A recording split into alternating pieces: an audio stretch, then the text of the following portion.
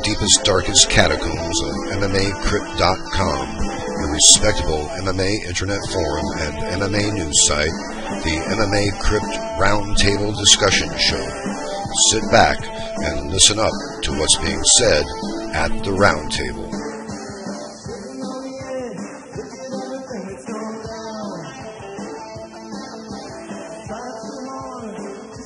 Hello and welcome to the MMA Crypt Roundtable Discussion Show. I'm Rich Davie and it's Sunday, May 12th, 2013. Joining us on the show today are yours truly, Cooper Jacob, and the Invicta FC Atomweight Champion, Michelle the Karate Hottie Waterson. We're extremely honored to have the champ on the Roundtable show, and I'm sure we'll have a great time discussing MMA with her, as well as find out what's been going on with her life since winning the Invicta FC Atomweight Championship belt on April 5th, 2013. Michelle is the number one ranked female atomweight MMA fighter in the world, according to the Unified Women's MMA Rankings and Fight Matrix. She is also currently ranked the number 10 pound-for-pound female fighter in the world by MMARising.com. Her fight record is an impressive 11-3 with 2 wins by KO or TKO, 7 wins by way of submission, and 2 by way of decision. She's also 2-0 in the Invicta FC MMA organization, and she was 1-0 in the Strikeforce organization as well. Those are some very impressive credentials in the world of MMA, and I'm sure it must be quite an honor as well to be a recipient of such accolades. Joining us now at the Roundtable, Michelle, the Karate Hottie Waterson. Hi everyone, how are you doing? My name is Michelle Waterson, and thank you for the awesome introduction. I just want to say Happy Mother's Day to all the mothers out there. It's truly a very hard job, and I feel blessed every day to have the mother that I did to raise me. So Happy Mother's Day to everybody, and just wanted to say hi to all my friends and family and fans out there, and just send in a quick shout out to my sponsors, On It Supplements, EatFitABQ.com, and MMA Sporting Goods. I'm so glad that you could join us today, Michelle. And first off, I'd like to wish you a happy Mother's Day.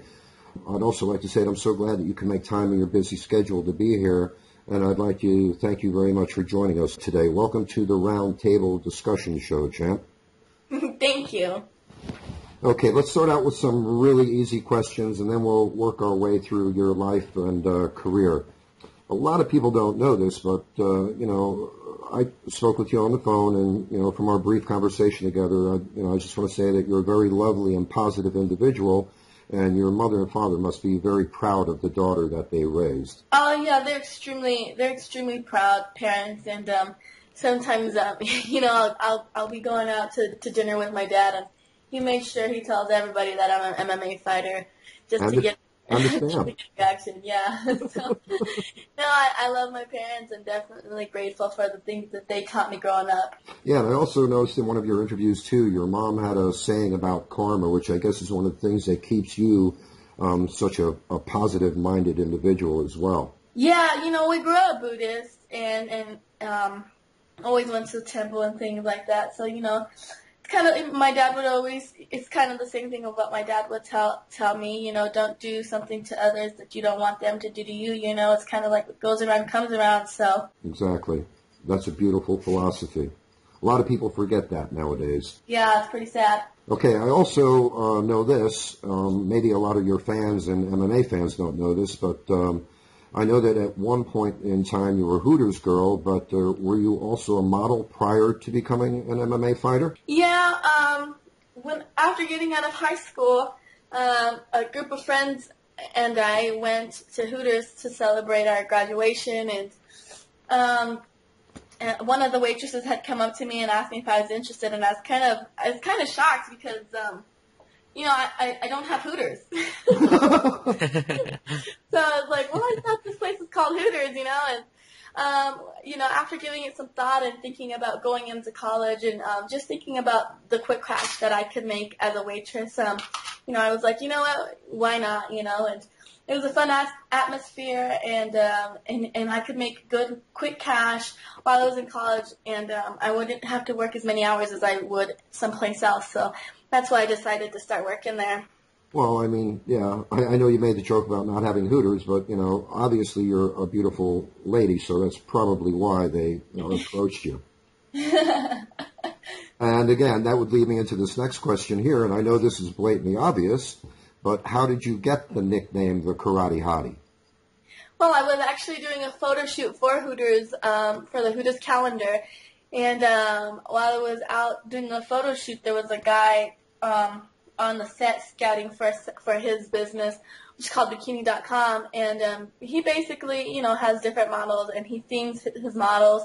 So it would be like the Crushing Russian and like the Sports Fanatic. And when he found out that I did martial arts, he thought it would be cool to have a girl that was a fighter. And so he said, "Hey, can I get you on my website? We'll call you the Karate Hottie."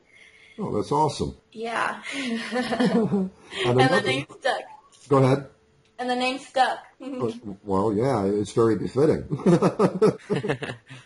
Okay, and another little interesting fact that I didn't know about your career also, you appeared in the band Megadeth's video Head Crusher. I've also read that you actually made contact with Chad during the filming of that video, and you gave him some bruises during the fight scene. How did that whole part come about, and did you enjoy working in the film industry, taking part in the making of a music video where you were obviously the main feature of the video? Oh, I had a blast.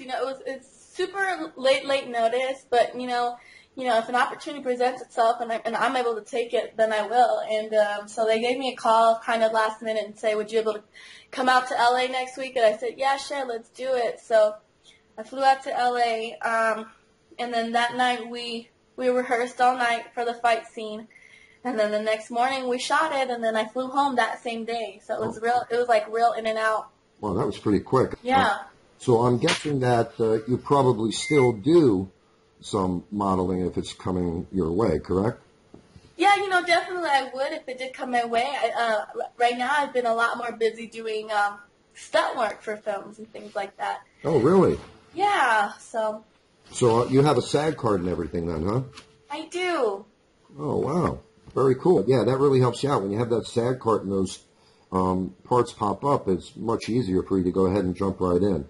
Yeah, that's the thing too. It's kind of hard to get work if you don't have SAG, but you can't get a SAG card if you don't have work. I mean, it's just kind of like a catch-22. Yes, definitely. And I was very fortunate. I had a guy that knew me through the fight business, and I'm a little girl, and so he approached me about doubling a kid because there were no other people like in town that were the kid's size, and he knew that I could take a fall. So I took the job, and I got tap heart lead, and that was probably about 3 or 4 years ago. So. Oh, wow, that's awesome. That was the success story I was hoping for myself. All right, so can you tell us any of those things that you're working on, or are they working titles, or are they? The things that I have worked on, let's see, I was a stunt double for MacGruber. Let's see, what else have I done? I did Fright Night with Colin Farrell. I was a vampire in that. And I think the most recent thing that I've worked on was Lone Ranger with Johnny Depp out here in Albuquerque. Oh, well, that's very interesting. I didn't know all of that. Yeah, it's so much fun, It's definitely still within the realm of being an athlete. But it's so cool to see kind of the behind the scenes of how they put together films. Yeah, isn't it amazing? Because when you're watching a movie or film, you're going, oh, well, you just take for granted that they're filming it in sequential order when they don't do anything like that at all. Oh, yeah. It's crazy. I mean, you have to give so much credit to the people that are editing. Like, it is just crazy how much time is put into a movie, Exactly. Yeah, I know down here in South Florida, they do a lot of movie shoots. And, yeah, the movies, when they come down, if they're, somewhat low-budget movies, even the low-budget movies, they take, 3-4 months to film. Oh, yeah. Okay, so let's go ahead and move on from that. I know that you've been a long-term martial arts practitioner for about 17 years or so. Can you tell us a little bit about where you were raised and how you got started practicing martial arts as a child? Well, my dad was in the military, so I was born in Colorado Springs, Colorado, and then we moved back to Germany for a couple of years. And that's where my sister was born, my younger sister. Then we came back to the States, and we ended up living in Colorado the rest of my life. And I have an older brother. He's 4 years older than me, and a younger sister. But I always wanted to be like my brother, and I always wanted to impress him, And so we got a flyer on our door one day about karate classes that were being offered at the local church, and our parents never really put us in anything like outside of any athletic things, because we didn't have enough money to like put all three of the kids in a sport, But because it was affiliated with the church, it was pretty affordable, so our parents put the three of us in it, and we ended up really liking it, and I think we enjoyed the discipline aspect of it, and just the fact that we were getting belts and getting better, and it kind of was just something that came natural to us. So we took it up, and we just ran with it, and I fell in love with martial arts. I got my black belt American freestyle karate, and we did tournaments every month, and we're really good at them, and wanted to compete at the national level. But again, the money aspect of it was the hard part, So instead of doing that, after I was done with my black belt, I kind of ventured off to other styles. So I trained a little bit of Kempo, and then I started training Wushu. And I trained Wushu for about 2 years, and that was kind of around the time where I was like in college, and my mom was wanting to go to Thailand to visit my family because my grandma was real sick, and so I went to Thailand with her, and when we were out there, I trained Muay Thai and ended up really falling in love with the more combative side of the martial arts. And when I came back, still working at Hooters, I was trying to look for a place that taught Muay Thai or something more physical, and I kind of I stumbled upon a ring girl job. Yeah, how did that happen? How did that whole thing unfold for you? Well, I guess there was a girl she was kind of in charge of the marketing for this MMA fight promotion, and she just so happened to work at Hooters, and she knew that she could find some good-looking girls at Hooters that would be willing to be ring girls, make some extra cash.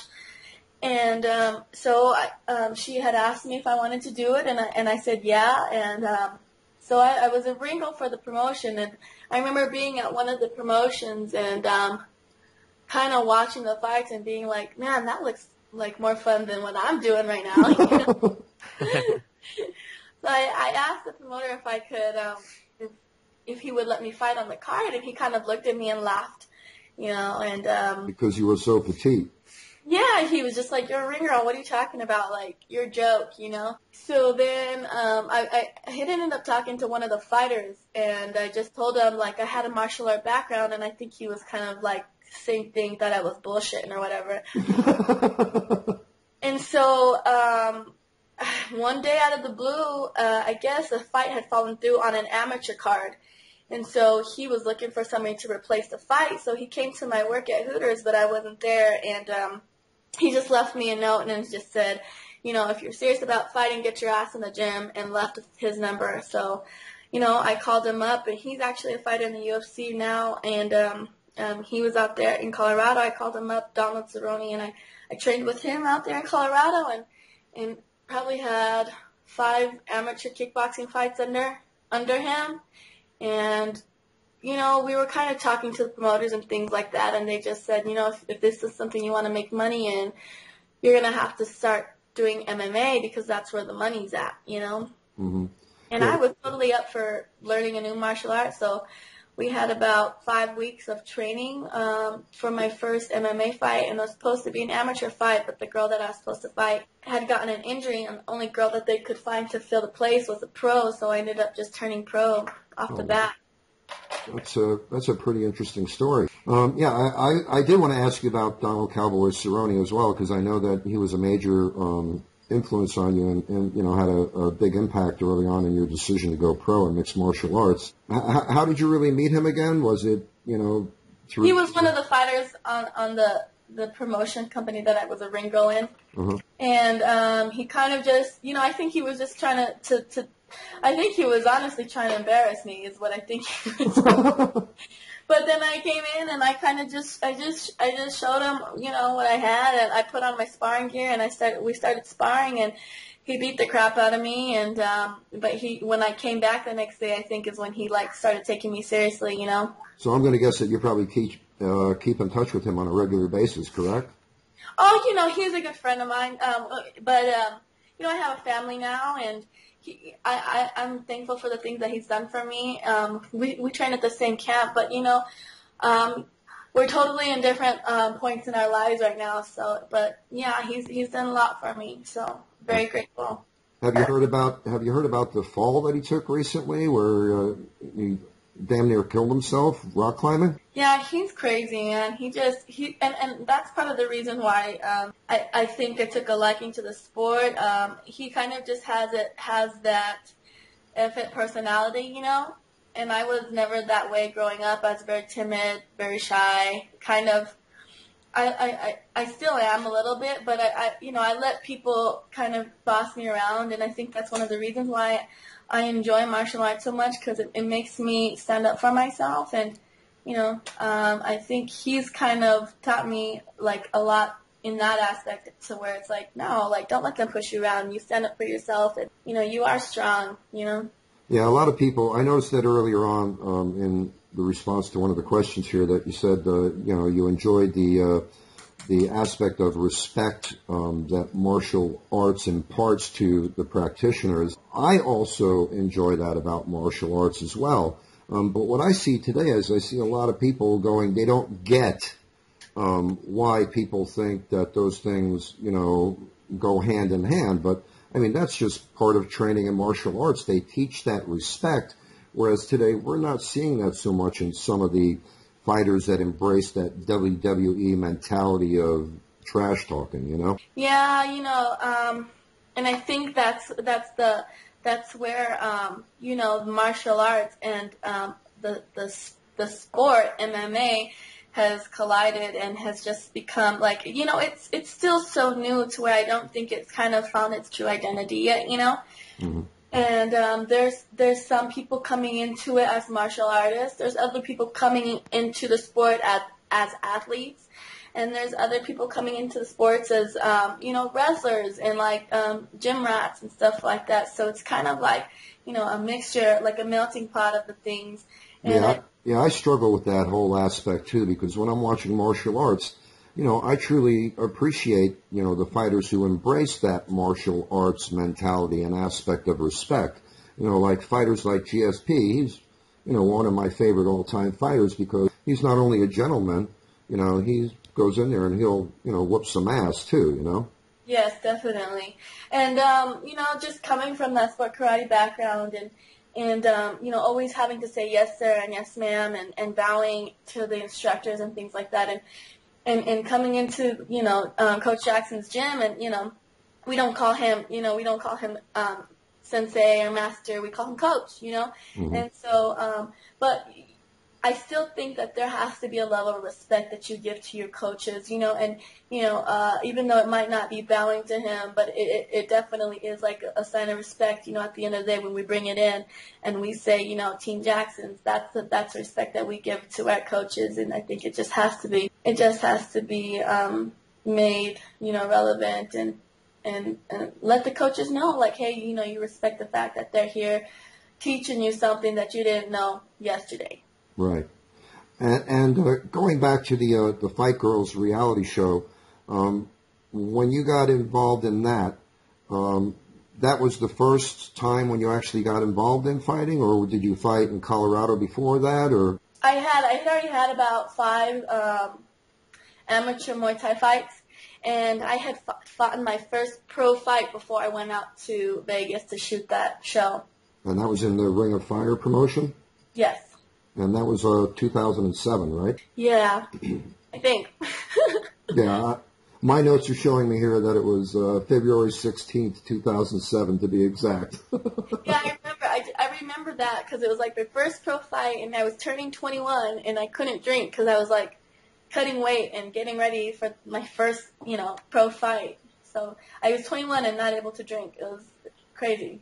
Yeah, because that was back in the day when I'm a little bit older than you, but I remember back in the day when I was a kid, when you were 18, you were a legal adult. You could drink and do all those other things, go to war and so on and so forth.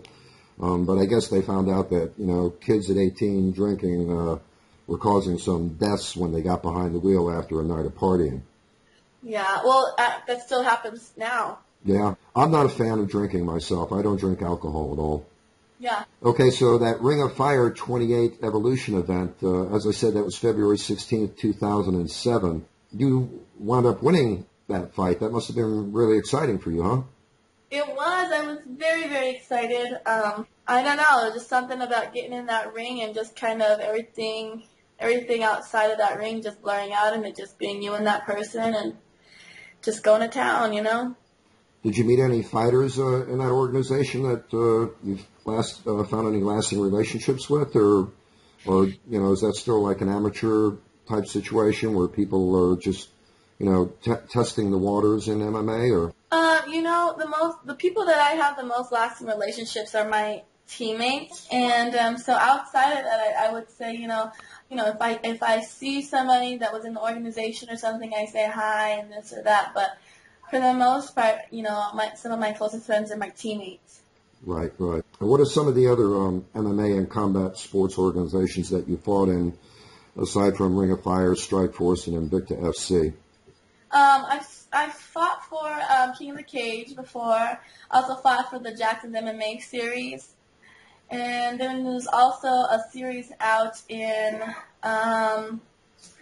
South Dakota that was called at the Three Bears Hotel and Casino that I fought for a couple of times. I cannot, for the life of me, remember the name of the organization.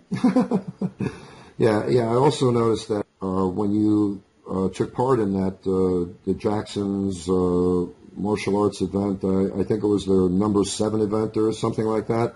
Was that about the time that you started training with Jackson's, or? Oh no. After the reality show, when I was in Vegas, I moved out here to New Mexico, and I've been living here training at Jackson's for about 6 years now. Oh, that's awesome. So how do you like it there? I mean, does that seem to improve your ground game? Because, primarily your training is in striking mostly, right? Well, I think it's improved my all-around game, to be honest with you. I think Coach Jackson is really good at kind of, when he's teaching, he teaches you mixed martial arts and how to use your grappling in a MMA scenario rather than just teaching jiu-jitsu or just teaching ground and pound or this and that. He's just really good at saying, well, this works in jiu-jitsu, but it doesn't work in MMA because of this. The stand-up works in Muay Thai, but it doesn't work in MMA because you're going to get taken down. So he's really good at, mixing all those things together.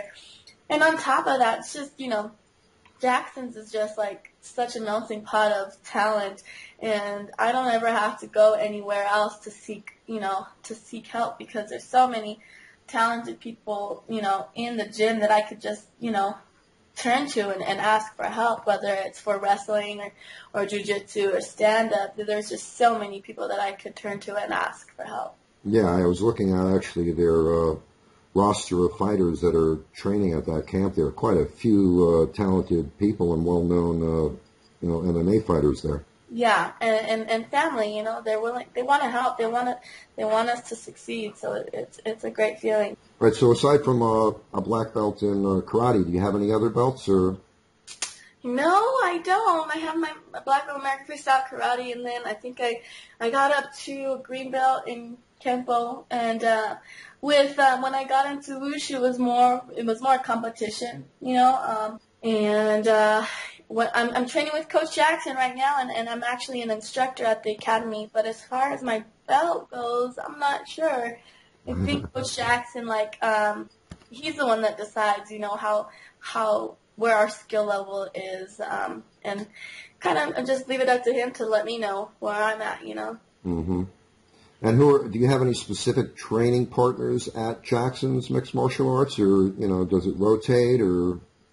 Oh, there's a handful of girls that are here all the time. When I first moved out to Albuquerque, Julie Kenzie was my main training partner, and she still is.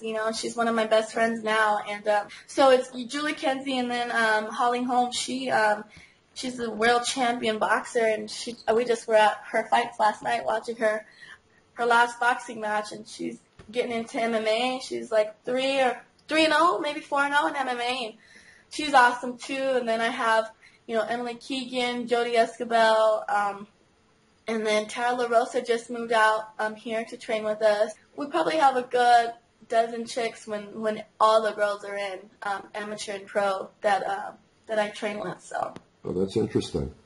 Do you have any female martial arts fighters that you're a fan of? To be honest with you, the people that I look up to are the girls in the gym. Mm-hmm. I watch them, and like Julie is a legend in this sport, and I don't think she gets enough credit for being kind of like one of the forerunners of female martial arts. And she's in the gym every day, no matter what, training. And that's her whole heart.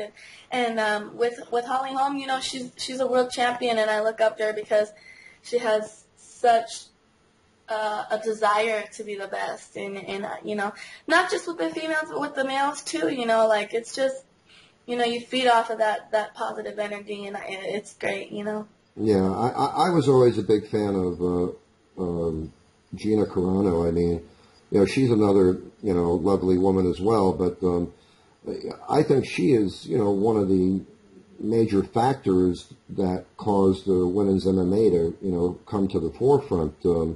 Before that fight that she had with Cyborg, she was making things happen for women's MMA, and then unfortunately, she got beat by Cyborg, and that seemed to put a damper on the whole women's MMA thing for a little bit. Yeah, that's the thing too. Sometimes people, I think that maybe Strikeforce put too much pressure on her to like carry the women's and like to carry the whole organization, the whole women's organization, all on her shoulders. Like spread the love, man. Like there's tons of girls that would love to be in that position as well, and help you ride that wave. She did so much, but there was so much pressure on her to win that fight. I think it kind of messed with her mentally. I thought she was actually doing quite well in that fight until the final seconds there. I mean, a lot of people said that she got manhandled by Cyborg. I didn't see it that way. I thought she was actually doing quite well, and unfortunately, she got finished there. But I didn't see it as the beatdown that a lot of anti-Gina Carano fans try to make it out to be. No, not at all. Gina's a fighter for a reason. Nobody gets in the cage to just to get like claps or whatever, just to say that they're a fighter. They get in the cage to fight. Exactly. So it just wasn't her day. Give any other day she could have won that fight. Yeah, I actually wrote an article on her on the MMA Crypt site. Because I got tired of everybody knocking her and putting her down, and well, what has she done? Well, look at her career, look at her accomplishments. How can you say that woman is not an accomplished MMA fighter? And that's just the thing with, I think, people in general.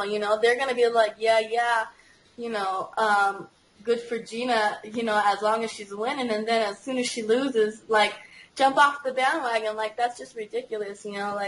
I agree, and I think a lot like I saw you mention in other interviews that maybe some of the women don't get the accolades they deserve as MMA fighters because they're attractive.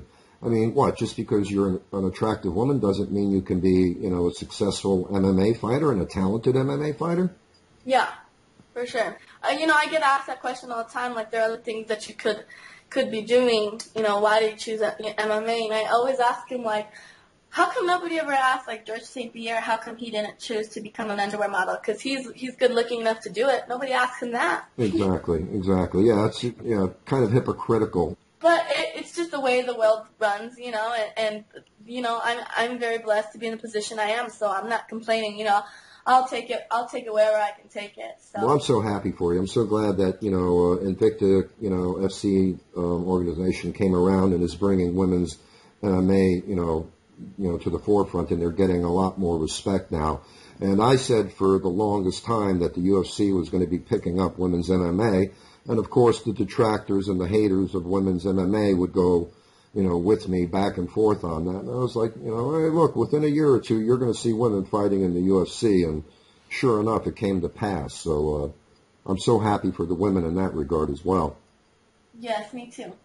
And I think that, the 135-pound division was only the beginning, and we'll probably be seeing a couple more divisions in the very near future too, because we've also got the tough 18 with the new cast of women fighters. A lot of those women are also from Invicta FC that are trying out. Yes. What do you think about that? I mean, men and women in the same house on top. I think it makes for good TV. Yes. Well, good reality TV for sure. Yeah, it is what it is. It's exactly what you said. It's reality TV. It's what people want to see, and just hopefully, the people that get on the show have their reasoning for being on the show. And, obviously it's going to show the people that want to be there to fight and the people that want to be there to get on TV. Exactly. Do you have any specific male fighters that you're a fan of? I really enjoy... I enjoy John Jones' creativity. I really do enjoy his creativity. Quite impressive, isn't he, that young man? Yes, he's just very, very confident in his ability to be the greatest. Yeah, he is the greatest, and I argue that with a lot of people, too. I mean, when you look at his resume and the professionals and the champions that he's beat them in a devastating fashion. And it's this back and forth that I have with people about Anderson Silva, GSP, and John Jones, all my top three male fighters in the world. But when you look at John Jones, I mean, come on, that young man has, come up very quickly, and he's beat these champions in devastating fashion. And he's still so young too, and that's the kind of scary thing about it, is that he has no place to go but up, Exactly. Okay, and let's move on to your contract with Strikeforce. How did that come about, and how did you get involved in the Strikeforce payback event on October 3, 2008? Well, I think they're throwing a card out in Colorado, and I think what they're trying to do is draw the local crowd in. And I was living in Albuquerque at the time, but they knew that I was a Colorado native, so they contacted me and asked me to be on the card, and I told them, yeah, let's do it. Oh, that's awesome. I love hearing success stories like that. And not only, was that your debut on what was the big stage at that point in time, but you won by a rear naked choke at 120 in round one over Tyra Parker. What did it feel like to make a statement like that on the big stage, at that point in time? It was awesome, and I kind of, like with anything else, I tried not to think of it as a big stage, I just thought of it as another fight that I was taking. I didn't even, try not to let it cross my mind that I was fighting for Strikeforce, it was just another fight. It's just another day in the gym, Mm-hmm. Yeah, I guess when you look things at that and you say, oh wow, now I'm fighting on a larger venue, and it could mean a lot more to me, that might put a little pressure on you that you really don't need. Yeah. Okay, and then after you won there in your debut at Strikeforce, after that you decided to fight for several other smaller MMA organizations before having your child. Why did you decide to go that route, or was that not an intentional decision, or how did that unfold? Yeah, definitely not intentional, but, as a fighter, it's hard to get fights. As a female fighter, it might be a little bit harder, depending on your record and, all those other factors, but I could kind of just, took whatever was coming my way, and I wasn't picky, and I wanted to build my record. That's interesting. And then after the birth of your daughter, you returned to MMA, was in the Jackson's MMA Series 7 event, where you fought and won again by first-round submission. Again, we know that's not when you were actually starting to train at Jackson's, but was that the first time that you fought with a Jackson-related MMA event, or? Yeah, it was. Yeah. Because that organization or that series started when I was pregnant, so I wasn't able to get on any of those shows. I'm sure. You wouldn't want to be in there fighting pregnant. Yeah, I would have to go up a weight class. And that probably wouldn't be good for you because you're so small. Yeah, exactly. Okay, now that you're the Atomweight champion at Invicta FC, since overcoming that serious adversity in your bout against Jessica Panay on April 5th, how did that opportunity arise for you to fight in the Invicta FC organization? You know what? I think after my fight on the Jackson series, I was kind of like coming into my own as a fighter, and I think that there was a lot of organizations coming up, and the Invicta was really interesting because it's an all-female fight card, and the great thing about Invicta is that they definitely treat us like athletes, and they respect us as athletes. So when they brought it to my attention that they wanted to bring me on their card, it was something that I really wanted to do, not because I wanted to get on the card, but because they respected the fact that we were athletes, and and they wanted to show us the respect that we deserve, I think. And so I signed a one-fight contract because we were kind of like in negotiation with signing with the different organizations. So we're kind of just like taking it slow. We wanted to feel it out first, and more than impressed when I went out to Kansas City. They definitely treated us with lots of love, and greeted us with gift baskets. The weigh-ins were very professional, and just everything ran so smoothly, and they treated us the way that you would think an athlete should be treated. And after that, we talked about signing a 3-fight contract with them, so that's where we are today. And after the fight with Lacey Shuckman, which was an amazing fight. Yeah, you won Fight of the Night for that one, didn't you? Yeah, it's one of my favorite fights of all time, for sure. Yeah, I had you winning that fight. The first round you didn't win the first round, but the second and third round, to me, clearly you won both of those rounds. And that brings me to, one of the things that I noticed when I was, watching your 2 fights at Invicta FC.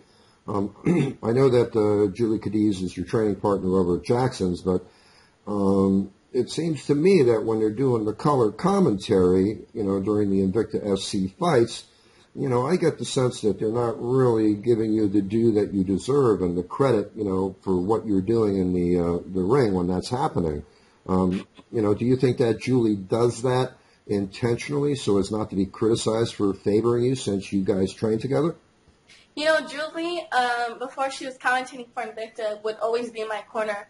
So I know it's something extremely hard for her to do. She's one of my best friends, and I know it's extremely hard for her to try to be not biased, And I think what happens is she's like commentating, and she's probably saying stuff that she would be like taking mental notes in my corner if she was in my corner. Right. So that, like when I came back to the corner, hey Peanut, you're dropping your right hand. Stop getting against the fence, so stuff like that. And so I don't think it's anything intentional, It's totally all out of love, and I think that's the thing. It's crazy how commentators can sway the way somebody looks at a fight. Definitely. Oh, clearly. And what got me too was when they introduced you for the fight with Jessica Panay, they said in the beginning that it was a controversial decision in the Shuckman fight, and I'm like, what was controversial about that? She won 2 out of 3 rounds. How was that controversial? Yeah, leave it up to the people, it's out of my hands at that point, I think, as far as, like, fights go. I go into the ring and I give it all I got, and, it's up to the person that's watching it to say what they want to say, But Lacey's an awesome fighter, and after that fight, I gained so much respect for her because she just, she's there to fight, and she gives you respect afterwards, and, after the fight was over, we hugged, and she's just an awesome person, so. Yeah, I love to see that after the fights are over, the respect that the fighters have for each other when it's all said and done with. Okay, I have one more question for you before I pass things on to Jacob. I know that he has a list of questions as well. Your primary skill set is basically striking, but yet you have more submission finishes in your win column than KOs or TKOs. Again, do you think this is primarily due to the fact that you're so petite compared to the opponents that you're fighting in America, or do you just happen to think that there's an opportunity to capitalize on submissions because they're more readily available? I think maybe it might be both, but to me what happens is, everybody always asks me, how do you want the fight to end up? And I really honestly do want the fight standing, but what happens is I go to throw a kick and they catch my kick and they take me down. So I gotta fight on the ground, which is perfectly fine because I love fighting on the ground. Yeah, you do a great job, because I also noticed too in that Shuckman fight when she grabbed your leg a couple of times, your balance was impeccable because she had your leg up around her shoulder and you're still on the feet striking her. That was impressive. Yeah, but the last fight, I think what happened was that I started standing, and I just don't think it's something Jessica wanted to do. I think that she knew that she was good on the ground, and that's where she wanted to take it. Mm-hmm. All right, I'm going to go ahead and pass this on to Jacob. I know he has some questions for you, so go ahead, Jacob. All right, cheers, Rich. Nice speaking to you, Michelle. Thank you for taking the time out to appear on the show. I was just going to ask, are you used to being called champ yet? Like, has it sort of sunk in that you're the champion for Invicta? It hasn't. It's kind of funny, like, when people talk to me and they're like, hey, champ, I'm just like, dang, I am a champ. So when are you expecting to be back in the Invicta cage? October is the date that we're expecting. Yeah. This next question is from Cisco. As a pioneer of women's MMA, do you feel that you have sort of a sense of responsibility, or your dedication sort of elevated since women's MMA is sort of taking off now? I think so. As a female athlete, there are people outside of that looking up to you, and I feel like I felt like that was heightened after I became a mother, because I just feel like as a mother you have so many other responsibilities, and you can't just think of yourself, So, and then there are things that people look at you, outside of the ring, like, oh, she's a mother, so they expect certain things from me outside of being a fighter. So after Kat Zingano and Sarah McMahon both picked up victories in their UFC debuts, obviously they're mothers as well, do you think that's sort of a route that UFC are going to go down, sort of advertising fighters as mothers as well as fighters? If it's something that's going to open, the doors to more a different genre of people watching MMA, definitely I think that's what they want to do. They want to target as many people as they can, and if now that they can target the mother. If a mother's like, dang, this girl's strong, and I want to watch the next fights because she can do it, I can do it. Yeah, they're gonna do that. So how do you cope with being a mother as well as a fighter? It's the support of my husband, and he's just very supportive of the things that I do, and allows me to take the time to train, and understands that it's my passion. Yeah. So since you had a daughter, have you used that as sort of motivation in your fights? Do you sort of fight? Do you have the sort of thought that you're fighting for your daughter? Yeah, for sure. Especially, you don't ever want to think about it like in a financial standpoint, but it just is. That's just the way of the world, It's like, and we just bought this new house, and I knew that if I was able to win this fight, we'd have a little bit more of a cushion. Whereas if I didn't, the money would have been gone as soon as it came in, Yeah. So yeah, it makes a big difference. So who would be your dream matchup at this stage in your career? Jessica was, she was the number one at that weight class, and so after I beat her, I was kind of just like, I don't know, and now I just don't know, who I'm gonna fight. The truth is, though, I think that like I have a target on my head, so I think everybody wants to fight me now. So I guess I can't be picky. You know, it's whoever they put up against me. What are your thoughts on the UFC's decision to include a female division, and do you think they'll expand? I think it's awesome that they include the females, and I think it's gonna really add to the appeal of MMA. Yes, I definitely think they'll expand. It might take some time, just like it took them some time to add the lower weight classes with the male division. So definitely. So who do you think would win if Cyborg and Rousey were matched up in the future? I think that if Ronda Rousey can weather the storm through the first round, I think that she has a better chance of beating Cyborg. But Cyborg is, and Cyborg is naturally bigger than Ronda, and so that might play a factor too. And she has the heart of a fighter. Not to say that Ronda doesn't, because she definitely does, and she proved it on her UFC debut. So if it doesn't go past the first round, I think Cyborg wins. If it goes past the first round, I think Ronda wins. Okay. All of your fights have been held in the States. Is that because you haven't had the chance to fight elsewhere, or do you sort of prefer to stay in the US? I haven't been offered the opportunity. I definitely would love to fight outside of the US. I think it would be awesome to kind of go overseas and see what it is like outside of that. So. Okay. You appeared on one of the episodes of Bully Beatdown. What was it like working with Mayhem Miller? Oh, he's a nut, man. He's just as crazy like as he is on the show. But that's awesome, the sport needs characters like that. He's a great guy, really down to earth, and you gotta appreciate somebody's honesty when they're like that, all the time. You just have to appreciate that. Yeah, I noticed that he was on with Ariel Helwani recently. Did you see that show where he kind of was playing a character from a movie that he was in, and he kind of went off the deep end on the middle of the show and walked out on the show and was offended by some of the questions that Ariel Helwani was asking him. Did you see that? I did not. I did not see that. It was quite odd. I suggest you check out Ariel Helwani's website on the YouTube site there. He has that interview there. It was kind of odd. Yeah. I talk to my coach about this all the time. You kind of have to be a little bit odd to be a fighter, because nobody in their right mind would get in the ring intentionally to get beat up, Who would you like to fight next? Is there anyone in your eye line? Not really. I'm not really one for calling people out. So I feel like now, like in the position I am, whoever, Shannon puts up against me is who I'm going to fight,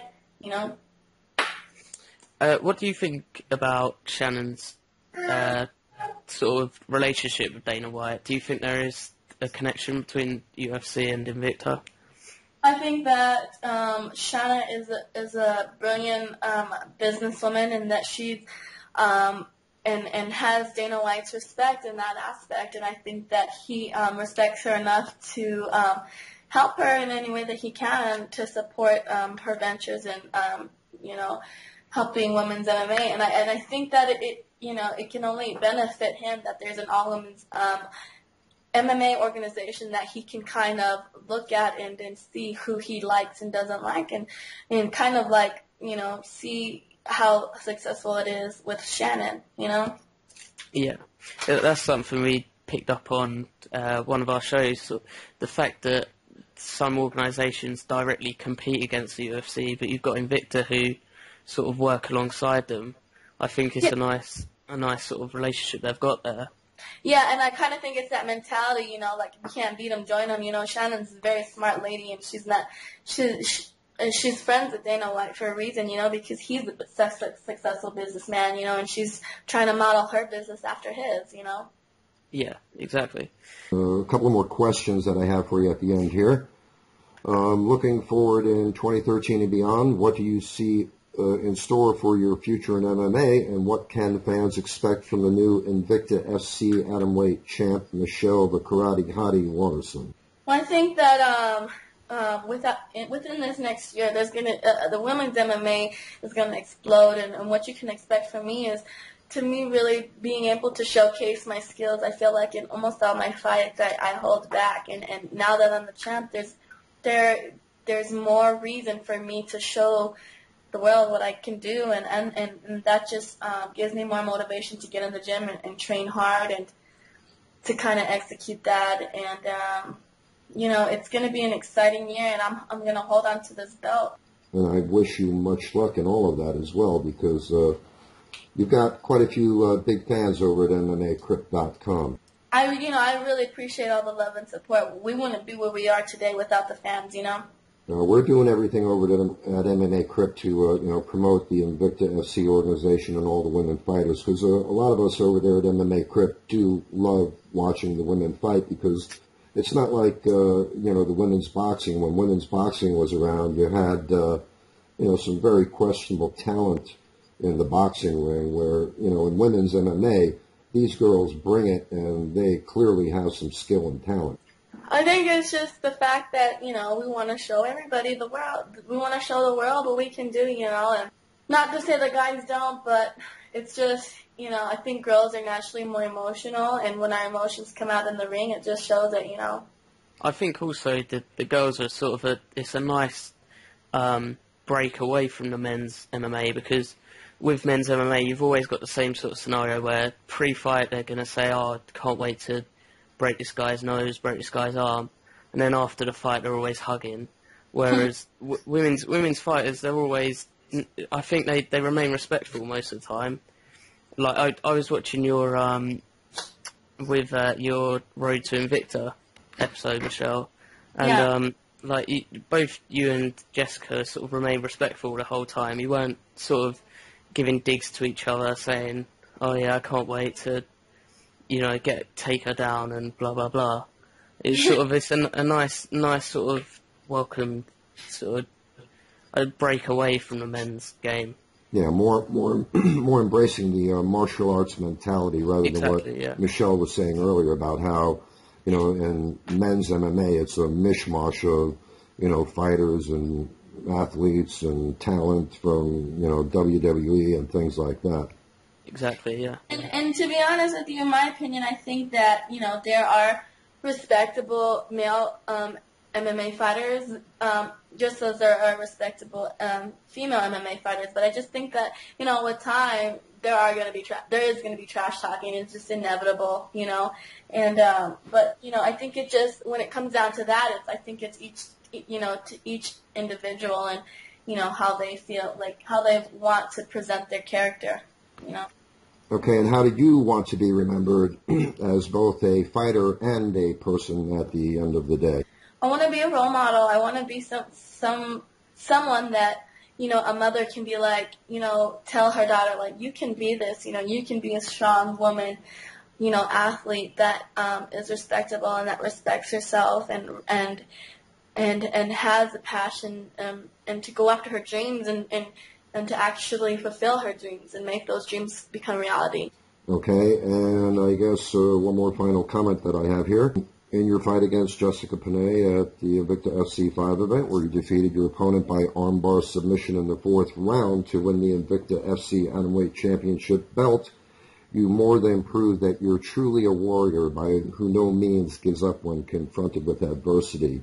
You exhibited what perseverance and mettle truly are in that fight, and I'm so happy for you and your fantastic victory in becoming a champ.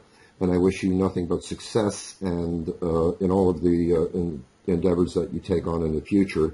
I want to thank you so much again, Michelle, for taking the time to chat with us.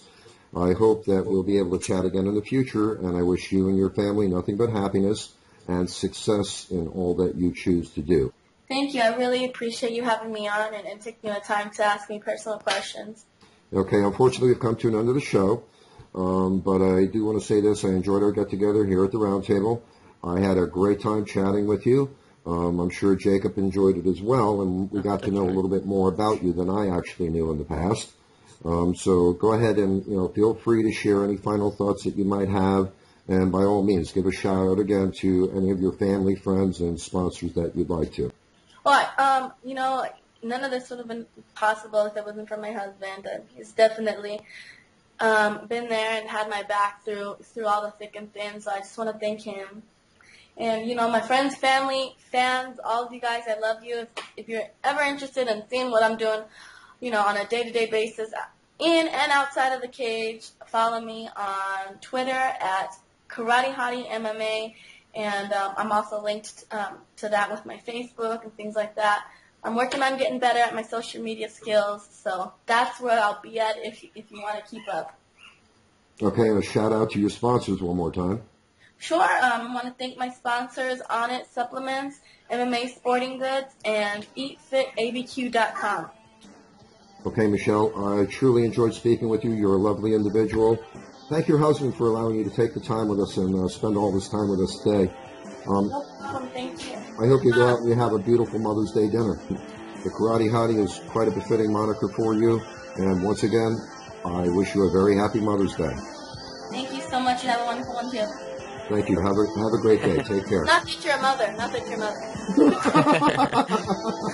I already saw my mom today. We had a beautiful lunch together. It was wonderful. Okay, good. Wish your mother a happy Mother's Day. Okay, take care, Michelle. I hope we get to speak with you again. All right, no problem. All righty. Bye-bye. Bye-bye.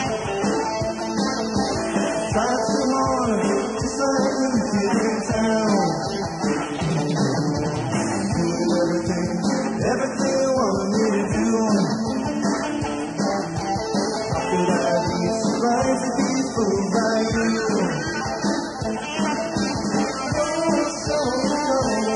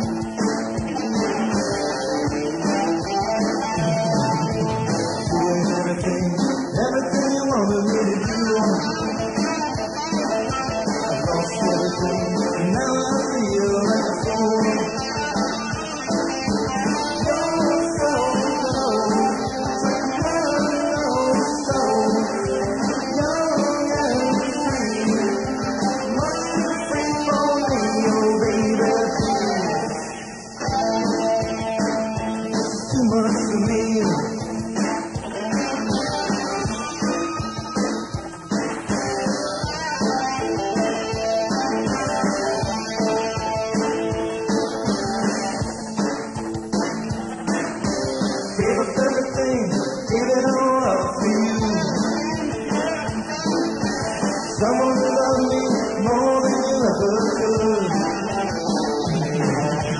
How could I hurt so many of someone like you? Busy drinking and running around.